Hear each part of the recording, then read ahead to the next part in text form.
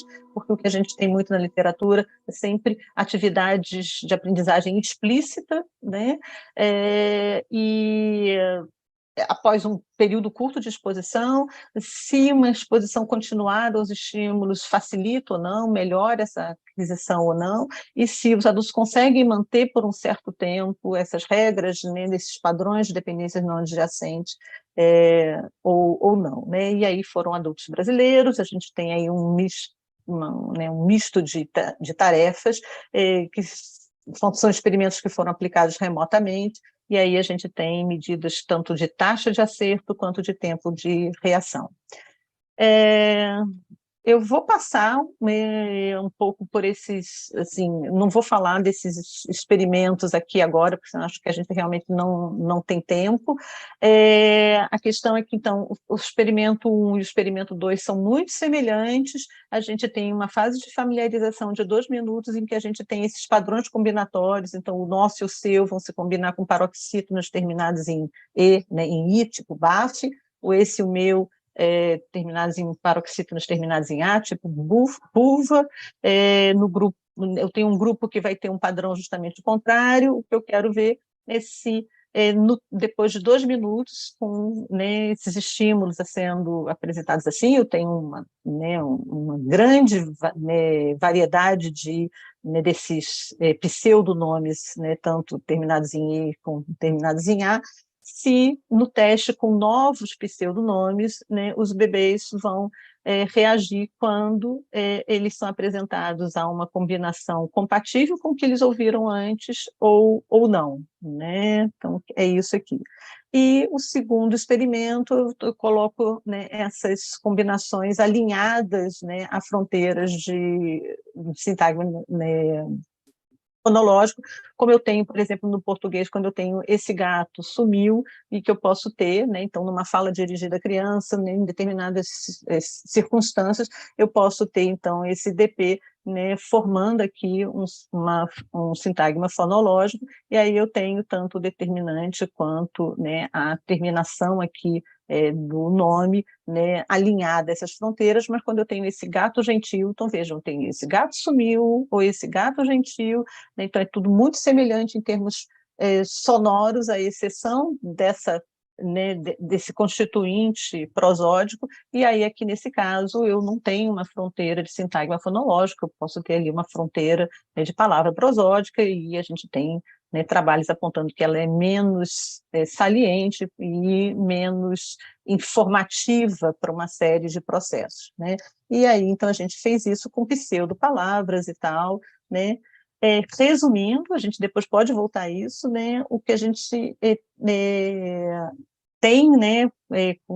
A gente interpreta os nossos resultados como aos 11 meses os bebês foram capazes de identificar os padrões de dependências não adjacentes que foram, né, que estavam ali na base dos estímulos apresentados durante 2 minutos e foram capazes de generalizar esses padrões a novos estímulos, né? Então aqui eu tenho o resultado do experimento 1, né? E quando esses elementos co-ocorrentes, né, codependentes, estavam alinhados a, né, fronteiras prosódicas de sintagma fonológico, né, foi facilitado, eles conseguiram identificar esses padrões, ao passo que, quando era ali do tipo adjetivo, eles não conseguiram, né? Então, lembrando que ali eu tinha mais de uma possibilidade, e eu não tinha ali uma unidade fônica, né? A gente justamente evitou, só botar aqui rapidamente, né? A gente evitou que tivesse, por exemplo, minha, essa, a, uma, justamente para que não tivesse, né, ali um padrão fônico de terminação em a nos 2 elementos. Bom, o experimento 3, que eu acho mais interessante da gente discutir aqui, e aí eu acho que ele é um pouquinho mais complicado, a gente queria ver se os bebês são capazes de categorizar novos itens, né, no caso, novos nomes, né, nós estamos chamando aqui, né, de nomes, os bebês ainda não sabem isso, a partir de regras de dependências não adjacentes que não estão explícitas nos estímulos, né? Então, o que a gente tem? A gente teve 2 grupos de bebês também, de 11 meses, aqui eu estou apresentando só um grupo, né? Então, na familiarização, esse grupo 1 ouviu o nosso e o seu combinado a vários pseudonomes oxítonos terminados em U, como Jomu, né? Então, nosso Jomu, seu Jomu e por aí vai, mas também, né, o seu combinado com paroxítonos terminados em E, né, em I, tipo BAF, né? Então, seu BAF. Então, eu tinha nosso Jomu, Jomu seu Dabu, seu BAF, e por aí vai, e né, também ouviram o meu e o esse, combinados com oxítonos terminados em E o meu apenas com paroxítonos terminados em A. A ideia é, se os bebês conseguem, né, perceber a partir, né, desses estímulos que se o nosso e o seu se combinam com esse padrão acentual, né, e de terminação, e o seu se combina com esse padrão né, acentual e de terminação, eles formam, então, né, um conjunto, né, de uma mesma categoria ou subcategoria, né, e, portanto, o nosso também pode se combinar com palavras tipo BAF, né, com paroxítonos terminados em I. Né? A mesma coisa aqui. Então, se meu e esse podem se combinar com tipo maquê, e o meu com ziba, então o esse também pode se combinar com paroxítonos terminados em A. E aí, no teste, eles ouviam, né, novos nomes, né, com essa combinação. Aqui eu só tenho nosso, né, então, vejam, o nosso combinado com PEB, né, que está né, ok para esse, né, para essa, né, o que estava subjacente ali, o que estava implícito, o esse combinado com o TORA, que também está ok, né, mas quando eu tenho o nosso GICA ou esse MUF, não está ok, porque baseado né, no que está por trás né, desses estímulos, o nosso não se combina com paroxítono terminado em A, né? O esse não se combina com paroxítono terminada em I. Né? E aí a gente tem um resultado né, que foi significativo, a gente então pode defender né, que esses resultados apontam né, para essa capacidade dos bebês ao final do primeiro ano de vida, ali aos 11 meses, sendo capazes de abstrair essa regra de concorrência né, a XB, que não estava presente explicitamente nos estímulos, a partir delas, categorizar novos nomes aos 11 meses. Né? Então, colocar lá na categoria ou na subcategoria né, de nomes que podem se combinar com aqueles determinantes ou com aqueles elementos ali. Né? Então, juntando aí né, esses trabalhos, a gente pode defender que, ao final do primeiro ano de vida, os bebês são sensíveis a propriedades distribucionais do input, né? Então, determinantes, se a gente assume que todos esses itens podem ser tomados como determinantes, né? E final de palavras, né? Word markers, que são capazes de abstrair regras de dependências não adjacentes, que não estavam explícitas né? No input, né? E categorizar, então, novos nomes a partir dessas regras, e que parece, então, usar mecanismos de aprendizagem para rastrear DNA, né, dependências não adjacentes no input, para abstrair padrões né, dessas DNAs e generalizá-los em novos estímulos para categorizar palavras. Né? Olhando, então, rapidamente para o nosso estudo com adultos, né, a gente quis ver, então, né, aquelas questões que eu apresentei antes, né, então, a gente começou a se interessar, né, porque em que medida essa aquisição é tão diferente para os adultos, né, comparado aos bebês, né, então, tradicionalmente, nos estudos em aquisição de L1, a gente tem aí essa grande divisão, né, e, bom, a gente tem uma série de evidências e de trabalhos, né, a gente tem, né, né, a questão mesmo né, do período crítico, etc., mas que tem sido bastante discutido novamente, né? Então a gente quis olhar para essa questão com adultos também. Então, o que a gente fez? Então, foi um experimento. Por que é uma aprendizagem implícita? Porque os adultos não sabiam o que estava acontecendo. Eu não sei se vocês veem isso aqui, mas enfim. Então, eles ficavam vendo duas imagens sempre pareadas de desenhos assim totalmente abstratos, né?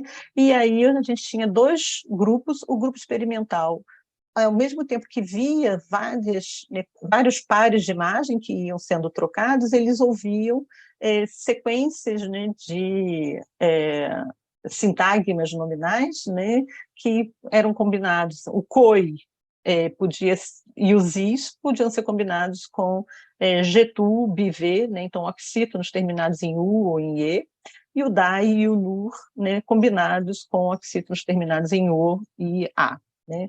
O grupo controle via as mesmas imagens, mas só que no lugar, né, desses estímulos sonoros linguísticos, pseudolinguísticos, eles ouviam lá um dedilhar, né, no violão, né, uma música lá, né, de violão sendo dedilhado, né, então esse período foi de 3 minutos e, né, os adultos tinham que escolher entre as duas imagens, assim, não tinha nada, né, nada foi falado sobre o que eles estavam ouvindo, né.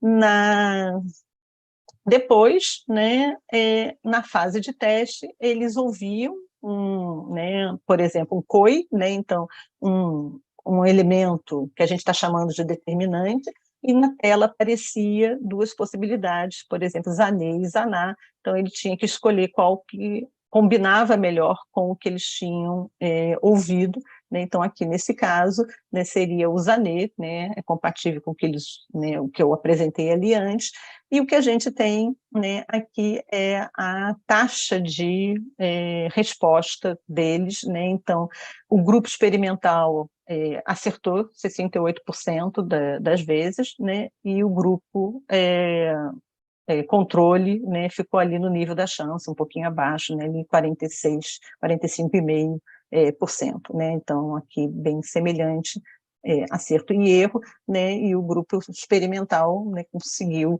ir além ali do nível da chance, mas isso foi, né, então foi significativo estatisticamente, mas no tempo de reação não houve diferença significativa, né, de quanto eles demoravam para quando acertavam ou quando erravam, e nem em relação ao grupo controle, né? Mas isso já nos deu aí uma ideia de que, a partir, né, dessa exposição totalmente não direcionada, né, os adultos parecem guardar ali um pouco, né, esse padrão combinatório, né?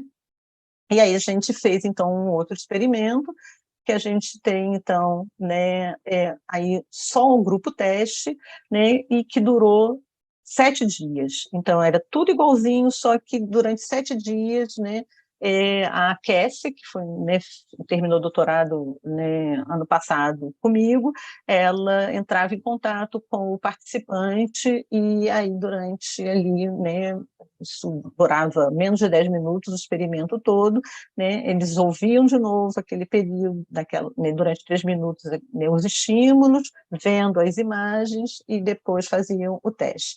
E aí o que a gente tem, por que não passa? Né? Aí a gente tem uma taxa de acerto que foi melhorando ao longo do dia, então já no segundo dia já foi bem melhor e ficou, né, mais ou menos no mesmo patamar, né, teve aqui né, um pouquinho embaixo, mas depois foi melhorando, aqui estão 71,7%, aqui 77%, 78%, 80% de acerto, né? Quando no primeiro dia ficou ali no nível da chance.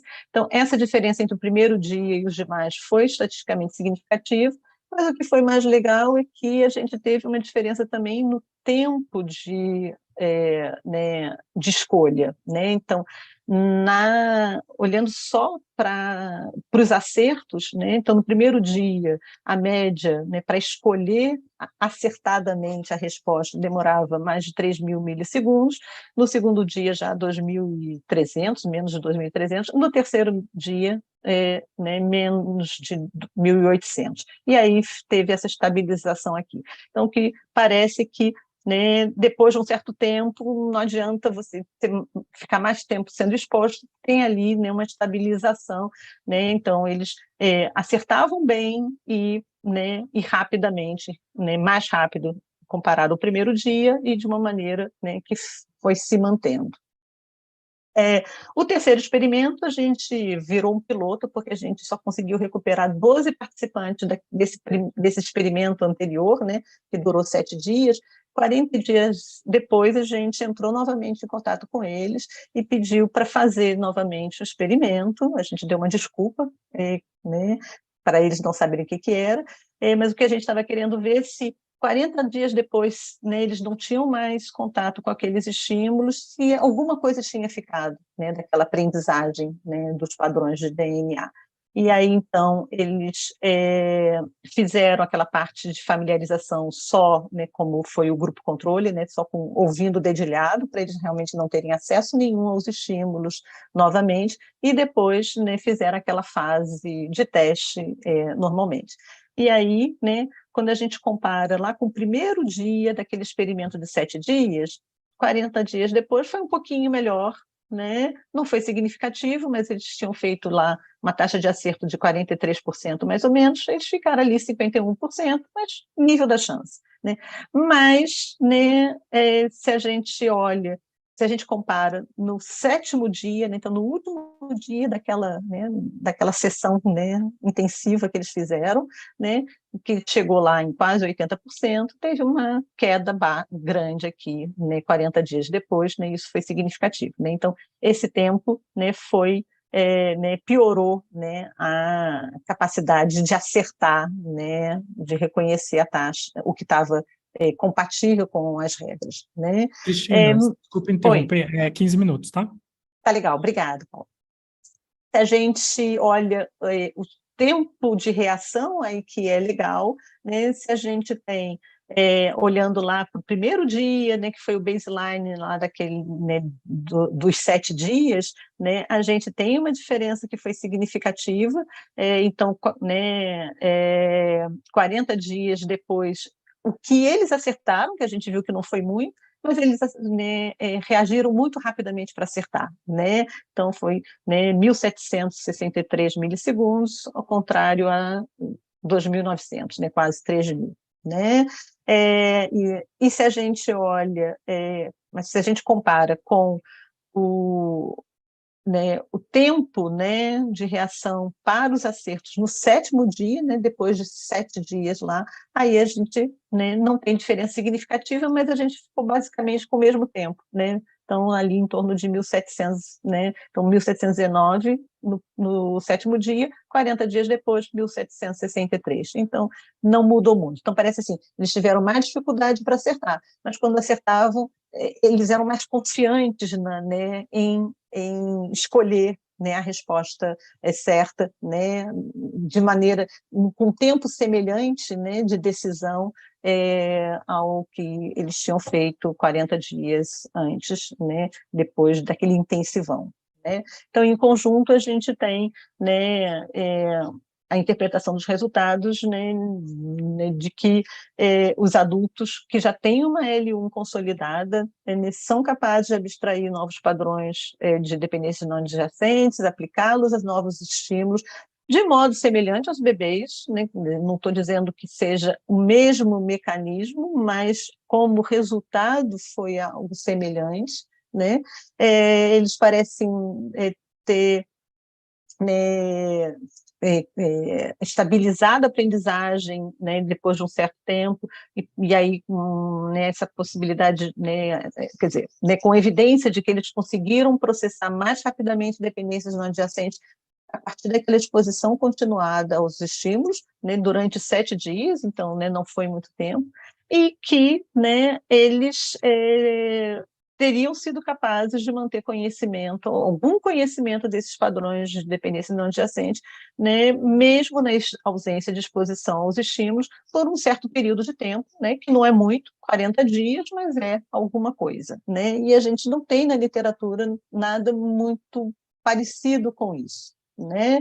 Então, assim, para a gente, né, voltar para a discussão, né, então a gente, olhando para a aprendizagem e estatística como um mecanismo de domínio geral, a aquisição da linguagem né, sendo entendida como essa capacidade inata de domínio específico, a gente precisa avançar mais nessa compatibilização entre mecanismos de aprendizagem e propriedades das línguas naturais, porque eu acho que é compatível, sim, a gente assumir, né, de alguma maneira, que, né, talvez não seja nenhuma das que já estão sendo faladas, talvez seja alguma delas, mas, né, da gente sair um pouco, né, desse campo assim muito amarrado, ou é uma coisa ou é outra, né, mas efetivamente compatibilizar um entendimento de mecanismos de aprendizagem ou de aquisição. Eu não estou fazendo aqui uma distinção, né, a gente pode discutir depois, né, distinção ou não entre aquisição e aprendizagem,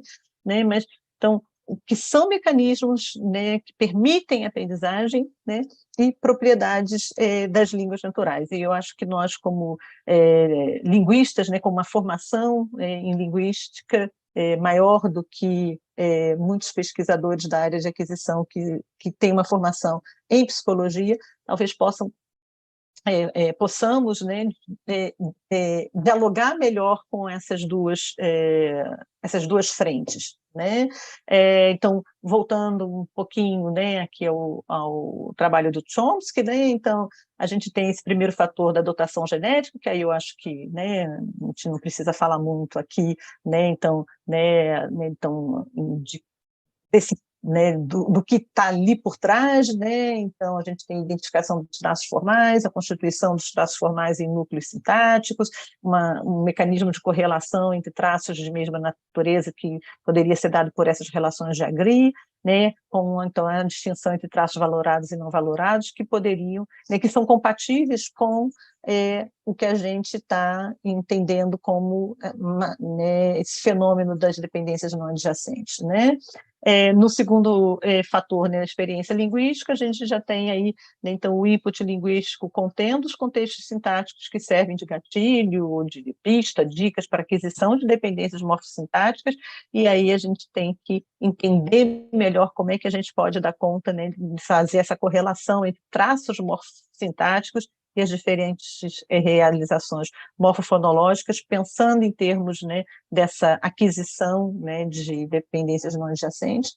E eu acho que principalmente esse terceiro fator, que eu acho que ainda está assim, um tanto nublado, né,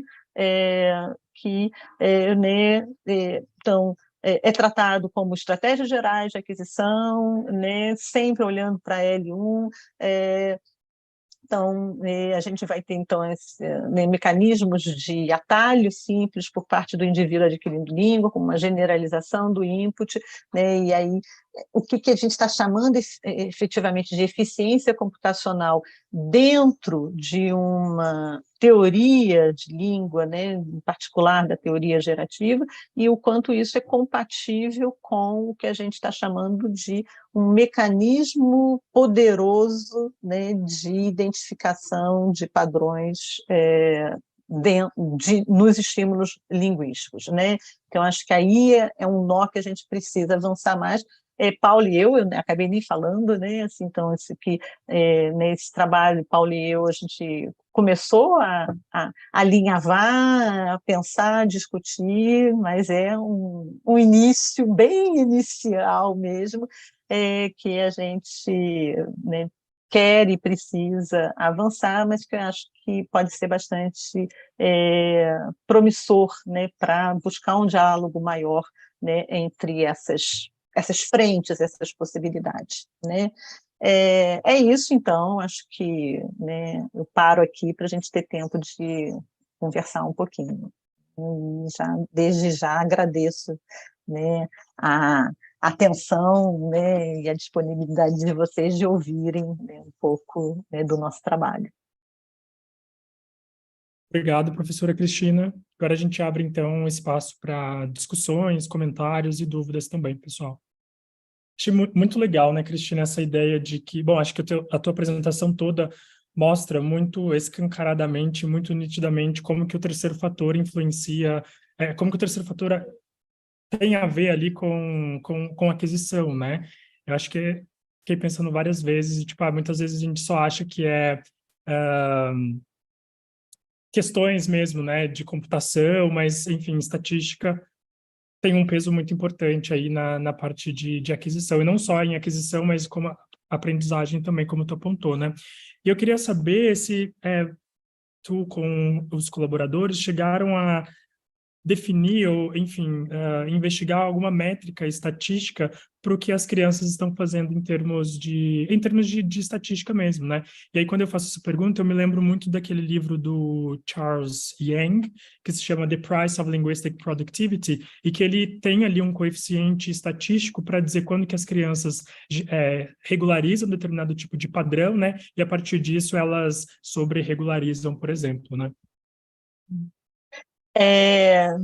Então, assim, primeira coisa, sim, eu acho que a gente realmente precisa, né, avançar mais né, desenvolver mais esse campo. Respondendo a né, sua pergunta, não, assim, a gente não tem ainda, né, esse índice. Eu acho que tem várias coisas que estão aparecendo na literatura para olhar. O que eu acho principal nessa discussão né, por exemplo, né, eu acho, assim, ao meu ver, o Yang é, tem um trabalho super legal olhando para a língua como um todo, né? Mas o que eu acho que a gente precisa, até para poder, né, ver o que funciona e o que não funciona, olhar mais assim como processo, né? E eu acho que aí a psicolinguística é interessante nesse sentido de aliar, né, né, um entendimento de língua como um conhecimento que vai sendo adquirido e que, se a gente assume, por exemplo, né, nos moldes, no modelo de língua, né, formalista, gerativista em particular, então a gente tem todo ali um arcabouço que a gente pode fazer uma série de predições, né, mas a gente tem, né, a gente, né, para avançar, eu acho que a gente precisa olhar em termos da criança estando exposta a esses estímulos, né? E aí, assim, o quanto que, né, qual é a natureza, né, desses estímulos que estão sendo apresentados. Então, assim, por exemplo, né, eu acho que, né, o trabalho do Pablo com modelagem computacional pode nos dar aí algumas respostas em relação a isso. A gente, né, vem tentando, né, começar um trabalho olhando para algumas questões mais específicas dentro das dependências não adjacentes, à medida que a gente pode trabalhar, por exemplo, né, com corpora de fala dirigida à criança, né? Então, assim, aquele conjunto de estímulos é que a criança tem mais acesso inicialmente, nesse primeiro ano de vida, né? Porque sim, né, não estou dizendo aí que é fundamental, né, essa fala dirigida à criança para esse processo de aquisição, né, que sem, né, algo específico, né, dessa comunicação com bebês, né, tipicamente ocidental, a criança não aprende. Não é nada disso, né? Apesar de eu trabalhar muito com fala dirigida à criança, né, não acho que seja uma condição obrigatória, mas que a gente tem em muitas culturas, né,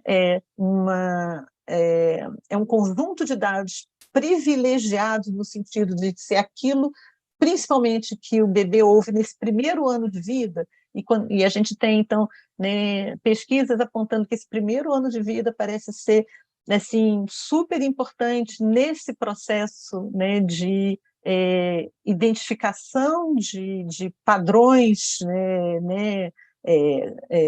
linguísticos. Eu acho que aí a gente, talvez, se a gente avançar um pouco mais aí, a gente vai poder entender melhor e poder fazer predições melhores em relação ao que realmente é mais importante em determinado momento, e o que é em outro momento, etc. Né? Então, acho que tem aí, né, assim, né, pesquisa para muitas vidas, né? O próprio Yang faz isso com dado, não sei se é dirigido à criança, mas é dados de adultos, né, que estão ali em volta da criança. E a Sim, métrica dele é justamente baseado isso. no input ao qual a criança tem acesso, né? Aham, aham, aham. E depois contrasta com, claro, que as crianças produzem, né? Isso. Mas, por exemplo, eu acho que, por exemplo, assim, ele não olha muito para questões rítmicas, prosódicas de maneira Não, geral, né? E assim, o quanto, né, esses envelopes prosódicos podem estar facilitando ou não, né? um Porque assim, bootstrapping, né? né? Então, assim, a gente tem aí vários trabalhos que apontam para isso, né? O quanto isso é poderoso, acho que a gente não pode dizer, né, ainda, ou talvez nunca, mas eu acho que assim, a gente tem que olhar para isso para poder entender melhor, né, se faz sentido a gente continuar olhando ou não. Sim. Né? Uma coisa que eu fiquei pensando também, né, Cristina, que é difícil, pelo menos eu tentei achar alguma coisa assim, uma época, e não achava, né, de jeito nenhum, que é, a gente às vezes, por exemplo, na minha modelagem, você escolhe lá um tipo de medida de correlação, por exemplo, uma correlação de Spearman, para extrair similaridade entre distribuições. E aí eu tentei ver se existia algum trabalho, né, de psicolinguístico ou na área de ciências cognitivas que tentasse ver se a gente tem esse tipo de capacidade na nossa mente. Uhum. Qual tipo de medida correlaciona melhor com o que a nossa mente faz, e você não acha, não é muito fácil ainda encontrar Uhum. trabalhos Uhum. assim que te direcionem um pouquinho, Isso, está fazendo uma coisa psicologicamente plausível ou não, né? Então tem esses Uhum. desafios aí ainda, eu acho, né? É, talvez acho que a gente tenha que, de repente, começar a olhar trabalhos que olhem para isso, mas não com estímulos linguísticos, né? Porque, por exemplo, né, essa discussão sobre dependências não adjacentes começou lá com estímulos visuais não linguísticos, né? Então, né, tem um trabalho, agora não vou me lembrar os autores, que, assim, é, identificaram ou defendem a partir, né, dos resultados dele, né, assim, um padrão, né, de percepção, né, de determinados padrões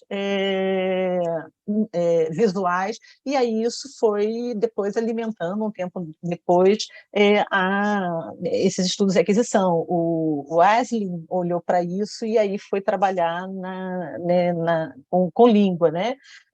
Porque senão realmente o que a gente tem ou é uma coisa assim do tipo tábula rasa, né? Olha, a gente tem lá os dados, vamos ver o que dá, sem ter, né, nada ali a priori que nos, né, para a gente poder, né, ter hipóteses e checá-las, né? Ou a gente, assim, né, tem que ir, ó, vamos ver se é isso, vamos ver se é aquilo, né? Eu acho que realmente faz falta. Uhum.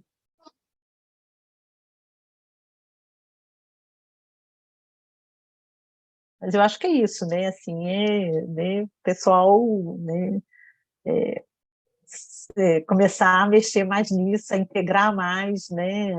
Assim, eu acho que a gente, né, aqui no Brasil, a gente tem, né, uma dificuldade grande com toda essa parte, né, de ciências cognitivas, de psicolinguística, porque a nossa formação, né, é dentro da letras e os cursos de graduação, né, pouco ou nada, né, trazem, né, dessas áreas, né, para dentro, né, deles. Então assim, a formação vai começar no mestrado, no doutorado, e é com muita dificuldade, né? Mas, por outro lado, eu acho que a gente, justamente por trabalhar com isso dentro, né, da letras, dentro da linguística, a gente tem uma formação muito interessante em linguística que a gente vê que não é o mais comum, né, em outras instituições, né,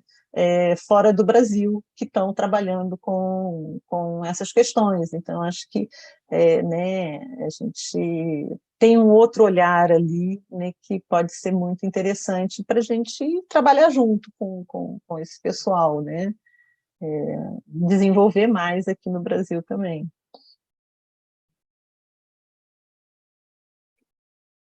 Mais alguma questão, pessoal? Eu tenho. Primeiro, eu gostaria de agradecer muito pela palestra, professora, achei muito interessante. Obrigada. Essas são questões que me assombram desde a graduação, eu sou orientanda do Pablo já faz um tempo, né? E eu acho que a terceira via é o caminho, assim, tem aspectos específicos, né? Mas também eu acho que a gente não pode ignorar todo o resto de mecanismos de aprendizagem como linguistas. E eu queria perguntar o que a senhora acha que está faltando, assim, para a gente conseguir começar a falar a mesma língua ou avançar mais nessas questões que são um pouco mais interdisciplinares e fogem do núcleo mais duro da linguística.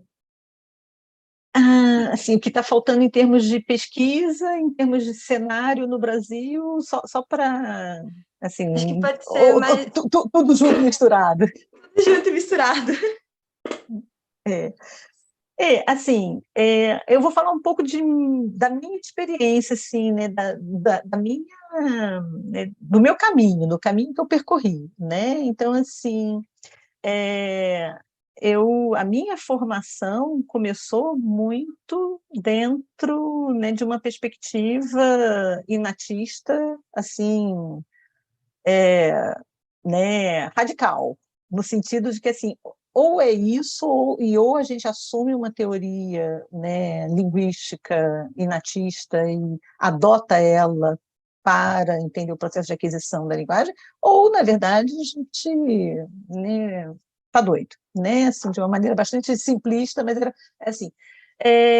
E aí eu acho por exemplo, quando eu saí para o sanduíche, eu vi um pouco o contrário, né? Então, eu tive contato com, né, alguns pesquisadores que tinham uma coisa totalmente diversa. Não, é totalmente conexionista ou é totalmente empirista e assim. E aí, então, acho que essas posições que acho que já são menos, não são mais talvez dominantes, né, na academia, né, na área, mas ainda existem. Eu acho que elas empobrecem a discussão, né? Porque eu acho que assim é isso. A gente não pode ignorar, né, os dois lados. Acho que até para a gente poder defender, se a gente quer ser radicalmente natista, a gente tem que então olhar muito para questões, né, de base empirista e ver assim, olha, mas não dá conta e tal, né? Então, assim, eu acho que assim, essas posições né, pré-definidas, eu acho que, né, não ajudam, né, a gente a avançar na discussão, né? Eu lembro, por exemplo, quando esses trabalhos, né, de aprendizagem estatística surgiram, começaram a aparecer, assim, a gente não podia nem falar, eles eram, em princípio, eles não eram bons e pronto, eles não estavam falando de aquisição e tal, porque, afinal de contas, a gente não podia falar de estatística e ainda assumir, né, uma perspectiva inatista, era inconcebível. Então, assim, eu acho que assim, a gente já teve um caminho aí muito, né, grande percorrido, mas a gente precisa percorrer mais, né? E nesse sentido, eu acho que a gente precisa cada vez mais entender, né, e buscar, né, nas nossas formações como eternos aprendizes, né, eternos pesquisadores, e para os nossos alunos e orientandos, assim, né, acho que entender esse processo tanto do ponto de vista de um conhecimento que está sendo adquirido, como de um processo cognitivo em que estão envolvidos memória, habilidades atencionais, né, restrições, né, executivas, né? Então, assim, de você ter uma série de questões ali que são cognitivas, não exclusivamente linguísticas, né, e que estão ali em jogo, né? Então, assim, enquanto a gente não conseguir aliar bem, né, essas duas dimensões, eu acho que a gente né, vai avançar menos do que eu gostaria, do que eu acho que a gente pode avançar, né? Porque só, né, um modelo de língua abstrato, estável, não dá conta, e só também né, um entendimento de processos cognitivos gerais também acho que não dá conta. Não sei se eu respondi a pergunta. Respondeu sim, muito obrigada. É por isso, né, Cristina e Maria, que eu acho que o Chomsky 2005 veio para contribuir bastante, né? Essa ideia do terceiro fator, enfim, desmistifica toda essa dualidade que não dá para se fazer linguística formal com estatística, né? Não, eu acho que ele assim explicitar isso, eu acho que é ótimo, porque até E outra isso assim, agenda de pesquisa, né? isso, né, é uma outra agenda, eu acho que dá um conforto para quem assume, né, essa abordagem, mas, né, olhava para para essas questões também, né, não linguísticas, e era às vezes difícil de lidar com elas, né, e tal. Então acho que assim isso é muito bom, né, e muito instigante, mas eu acho que assim, né, então continua sendo uma questão, né, que assim o que ele está falando, né, em termos computacionais não é o que a gente está falando de computação no nível cognitivo, são coisas distintas. E aí como é que a gente faz, né, né, a gente ajusta, né, essas ideias, né, esses princípios, mecanismos que a gente quiser. Acho que isso, né, a eficiência computacional dele não né, não tem uma base, né, em termos de processos cognitivos. Então, acho que a gente precisa saber isso para poder até buscar ali como lidar, como conciliar, né? Mas, sem dúvida, eu acho que é fundamental. Mais alguma questão, pessoal?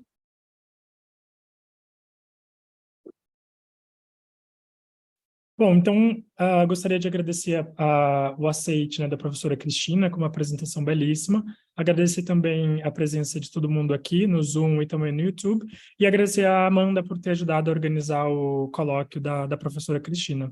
E também agradecer a todo mundo que teve paciência de esperar toda essa questão da transmissão do YouTube. É isso, pessoal. Agradeço muito, né, então, a vocês organizadores, né, então, Amanda, Paulo e toda a equipe, né, e todo mundo que teve interesse em saber, em conhecer um pouquinho mais e ter podido discutir com vocês um pouco o trabalho, e espero que tenha aí gente interessada em aquisição, mesmo que não seja nessa perspectiva, mas que a gente avance, né, mais, né, amplie mais o campo da aquisição aqui no Brasil, que eu acho que é bem legal, muito instigante, que a gente precisa de mais gente para continuar. Então, muito obrigada a todos, a todas e a todos. Um abraço para vocês. Tchau, tchau, Obrigado, pessoal. Cristina. Boa Tchau. tarde para você. Boa tarde, Obrigada, pessoal. Pablo. Obrigada. Por vocês também. Tchau. Tchau, tchau.